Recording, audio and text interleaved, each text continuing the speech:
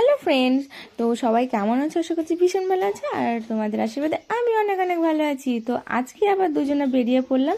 তো কোথায় যাচ্ছি চলো দেখা যাক কোথায় যাচ্ছি। বলবো, অবশ্যই বলবো, তোমাদেরকে বলবো না কাদেরকে বলবো।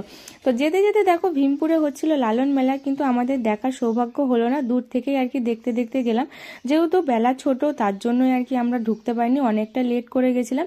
তো দেখো আমরা গেছিলাম একটা নার্সারিতে, এখন যেহেতু শীতকাল, তো এখন তো নানান রকমের ফুল ফল অনেক কিছুই পাওয়া যায়। তো তারপরে সেখানে গিয়ে দেখি কি সুন্দর গাছে কমলা লেবু ঝুলছে, এদিকে দেখো গাছে গাছ ভেঙে পড়ছে, এত মৌসম্বি লেবু ধরেছে।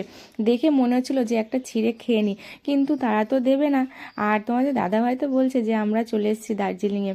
তো তারপরে আমরা গেছিলাম ফুল গাছ কিনতে, যেই গোলাপ গাছগুলো কিনবো। আর গাছ অনেক রকমের গাছ ছিল, তো আমরা অনেক রকমেরই ফুল গাছ কিনেছি। তো কী কী কিনেছি পরের ভিডিওতে তোমাদেরকে অবশ্যই দেখাবো। তো ভিডিওটা কেমন লাগে।